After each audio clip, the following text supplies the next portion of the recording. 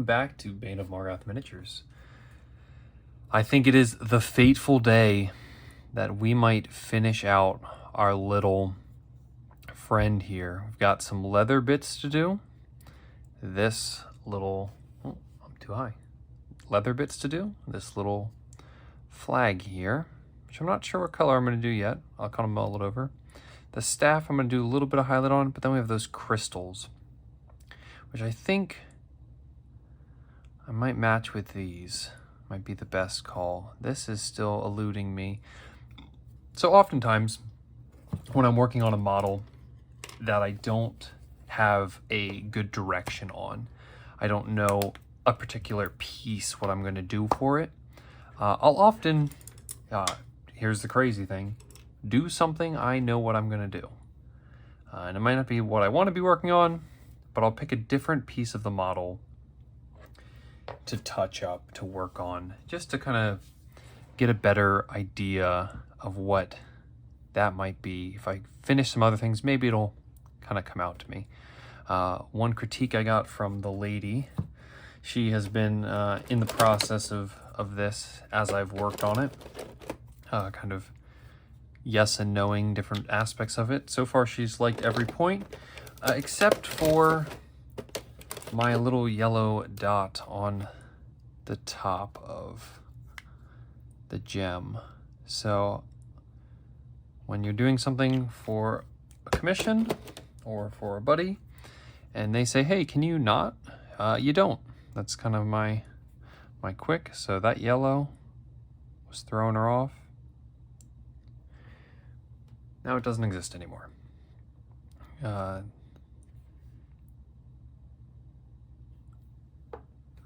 Maybe it'll wear on me. Maybe I'll like it more later. Who knows?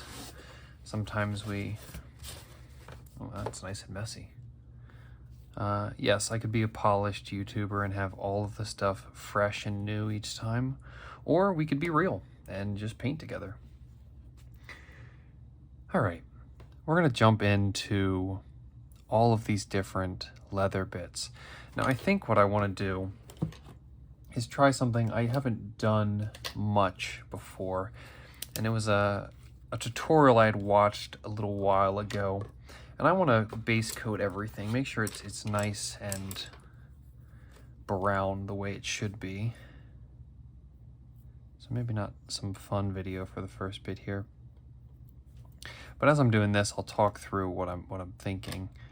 I'm planning to do a bunch of like scratches and little lines across the leather, and then to tie it all in, I'm going to hit it with a coat of brown wash. My particular favorite is Agrax Earthshade. Why is it my favorite? That's a great question. Thank you so much for the interaction. It's my favorite because it was free, and someone handed me a big bottle of it and said, hey, I don't want this anymore, do you? And I said, absolutely, I like free things. And now it's mine, and I've been using it for well over a year. But they didn't like it because it was a gloss, and I said, well, I glossed over it, and it didn't really bother me. Because when you don't know the difference between the two, which gloss or matte, when you're just starting out, you kind of become accustomed to the free thing that someone has given you. There you go, that's much more brown. And now I have to get rid of this brush that's kind of derpy and get into a brush that's a little more accurate for some of these higher points. Having a few brushes at your disposal really keeps you from, oh, that brown paint is really not browning well. There you go. Having a few brushes at your disposal certainly helps you to avoid having to overwork a particular brush, thinking, oh, I can make it happen with this bigger, less functioning brush. And then all of a sudden you've got smears and splatters and extra work to clean up, more work than you need, as opposed to just getting it done right the first time. Once again, we're on the cleaner steps of the model. Early on in my videos, I was being messy because it didn't matter, but now it matters. All right. I'm gonna leave this brown close by because I imagine I will draw back to it at some point. People all the time will talk about thinning paints, and as I've said before, one of the only times I really thin paints is for like a wash or a certain blending techniques. This is another time. When I'm doing really light streaks, I'll really work through my paint. Make sure that it's nice and thin down enough that I can start to just make scratches and little lines. Now, if you were with me for this technique right here, it's a very similar technique. The only difference is I'm not going to go up another step, and I'm going to try and keep these lines really thin. And this is one of the times you're going to see me working at the edges of my skill. I'm always trying to work just on the edge of my skill, because that is where you will learn. I can paint certain techniques every time with no fail, but to be honest, that's boring to me. If I'm not growing, if I'm not learning, then I simply am just the same clanging note. I want to be a symphony of artistry, not simply one instrument. And some people don't care at all about that, and that's fine too. If you find a technique you really like dry brushing or wet blending, some people really like slap chop. And if that's what you're into, do it up, dog. Like, go at it. But for me, I want each of the things I do to have feeling, to mean something to me. And I want to push myself, because I get bored if I stagnantly do the same thing over and over again. That's why you'll see there's some wet blending here, there's wet blending in there with some line work, there's some scratches, there's some airbrushing, there's some finer detail work. You can find a lot of different techniques across this model because it keeps me from getting bored. So for all my people with ADHD out there, and you think, oh, I'd never have the patience, maybe lean into that ADHD a little bit. Go and say, well, I don't know if I have the patience for this, but I'll start here, and then, oh, I'm not feeling it anymore. Let me work over here. And the key to getting models done, here's your profound statement, is sitting and painting. It doesn't matter what you're doing while you're sitting and painting. The fact that you're sitting and painting is going to eventually end with models being completed. Now, the caveat to that might be, if you are a repainter, that's a big way to avoid getting things done. If you aim to be the perfectionist, that's fine, but know that everything we choose comes at a cost. Now, each of this wood pattern is, just kind of creating itself. I have no strong idea on what it's going to be or what it's looking like, but I know I want to create some directionality, some flow up it. So just some of these sharp, straight lines. It's helpful for creating a sense of flow and movement in the model. Now, I've got green on the front. I think the crystals on the back should be green as well. And then we found it. We found some green. That might be green as well there. Give me a triangle of green. Yep, I think that's the answer. And I've talked before about not wanting to overdo certain aspects of models. We really don't want to add 1,000 colors to our models because it becomes blurry, and eventually our eyes aren't picking up all the different intricacies and all the different things. And also, I often will talk about how to paint quicker. And if you want to paint quicker, simply limit how many paints you're using. You will paint quicker. There's no doubt about it, because you just don't have, my favorite term, the analysis paralysis. The idea of you analyze and analyze and analyze, and by the time you're done analyzing, you still haven't made a decision, but man, did 30 minutes go by. I turned this camera on and started painting. And that's not for everyone, but it is for me. As you can see, I didn't have my paints out. I wasn't squeaky clean, prepared, ready to roll. I kind of just step into it and let the experience take over, because putting myself on the clock, on the camera, is another way to make sure that I start rolling. Because if you're like me, who is just sitting on their phone for 20 minutes watching random Facebook videos, I want to do more with my life than that.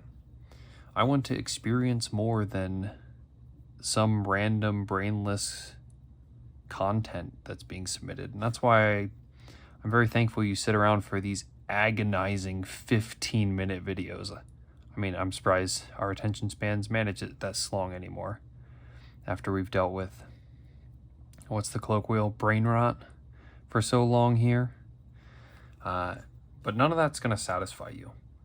Those 15-second snippet videos are just going to make you feel hollow and chase those dopamine circles. Now, I'm not going to tell you that this video is going to be the one that fulfills you. Maybe you'll enjoy it. Maybe it'll teach you something while I'm rambling on. But I think sometimes we need to slow down and not always be chasing satisfaction on every point, and everything has to be quick and happening and going, and then soon we're just in overload because we just couldn't stop. We couldn't stop the constant stream of information coming at us at all times. It's another reason I like the energy of the channel I'm attempting to create here. I don't want to hit you with 1,000 gotcha things. And sure, maybe that'll get me more views. Maybe that'll be the thing that springs me into YouTube stardom. But at the end of the day, if you sat and enjoyed this while you were eating your dinner or playing a game like, I don't know, Minecraft on the side, and just enjoyed voice and lesson and learning and spend some, relaxing time with me, then I'm fine with that. I don't need the kingdom. I just need good friends. And I think sometimes we pursue too much. We endeavor too greedily. And at the end of the day, if you're in a golden castle by yourself, what does it matter? If it achieved the highest point and you're all alone, it's not worth it. That's why you're going to see over the course of this channel, I imagine most of what I'm going to be painting is just different things for different people. And I started with numero uno in my life, my wife, and who knows, we'll go from there. Maybe I'll pick a random friend and say, hey, let me know something you want painted the next 3 months, because my videos take forever to come out. Every once a week is not a fast production speed, but I will say I spend more time on some of these models than I do on other ones, because the format almost demands it, doesn't it? And then maybe I'm up for some recommendations from different channels, different YouTube friends that say, hey, it'd be cool if you painted this or that, or certain things I might veto if I have already painted one, or maybe I need a refresher course on something. I have some big things that have been looming on my desk for a long time, but some of them I don't want my D&D players to see, so I avoid painting them on any sort of stream or anything like that. Just getting like a soft gradient in there. I don't want everything to be flashy. If we make everything flashy, then nothing's going to be flashy. Nothing's going to show up brightly. We'll lose just that strong element. I want to make sure I get the upward facing points of these gems. Oh, I guess I could talk about that technique as well. As I was working through these gems, I wanted to make sure that the upper sides of them were brighter than the low sides. And that's just a natural light idea. If you are taking your first walk, your soiree into lights, the biggest thing you can take away from it is light comes from the up. It comes from above. So light's coming from up, darkness from below. So what should be brighter? The top. And if you follow simply that idea, you're going to start making steps in the correct direction. Now we've got this all set up. I need a little bit of white here because I got a little overspill. Maybe I'll clean up some of these marks too. There we go. And now we are fast tracking to being done here. I want to do one more thing, and that's add a little bit of this tan color in. And I'm not going to do much of this final highlight on my leather, but it's looking just a bit dull. So I want to catch some of these high surfaces to break up the overall shape. A little off, sorry about that.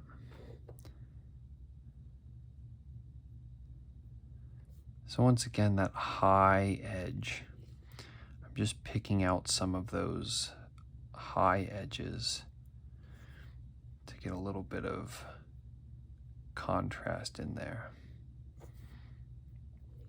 And that's something you'll see if you paint the whole model one color like I often do, is you'll run into, like that will be just a block of brown. But now you can start to see there's breakup in it. And each thing has its own space, its own life to it. And also a word of caution, the more you use the same color, like this XV88, this here brown that I use quite a lot of, the more I use it, the more it kind of blends and ties everything together. So I have to be careful I don't get overboard on it. And now I think we are so close to being at a finished point for this model. Now, this is episode 9. I think episode 10 is just going to center around one thing. And if you're paying attention, and if you're a model painter, you'll think, where is that little tiger going to stand? We've got this like nice little snowflake guy, little drift of snow there. I've got some snow terrain that I might add in kind of around this piece, but we already have like a nice snow drift formed here, some snowflakes. And we're gonna dabble at painting pure snow because I have done 0 of that. And that makes this more fun when I get to attempt to do something I haven't done much of. Now, if you're not familiar with what washes are or contrasts, they all kind of fall into the same group. There's a level of consistency change. Contrasts I've found tend to be a little more heavily pigmented, if you will. That just means they're not as light. But glosses are very good at covering a surface, and then all that gloss falls into the recesses and stains those recesses darkly.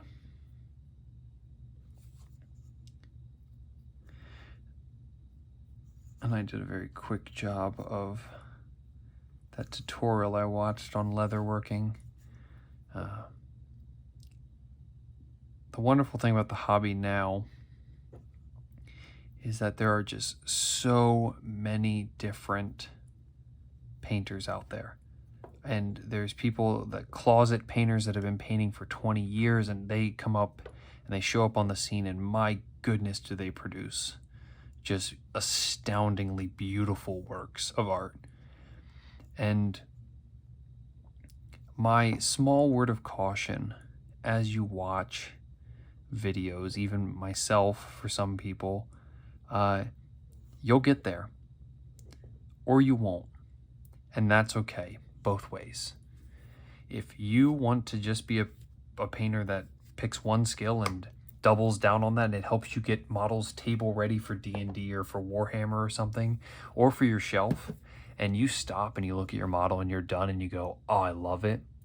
Who cares? Who cares what anyone else thinks? Because when you stop having fun and you start comparing yourself to every other person, and all of these things are just, oh, what about this person? Well, this person does non-metallic metal better than me. This person does their blends better. My crystal doesn't look like crystal compared to their crystal. You're going to just put the paintbrush down and stop painting. And everyone loses because another artist gives up and probably goes back to watching Facebook videos. And you've given up on something you love. And that's not worth it for someone else. Now, it's been quite the journey. I'll give it a little spin here for you guys as we've worked through this model for a few months now, actually.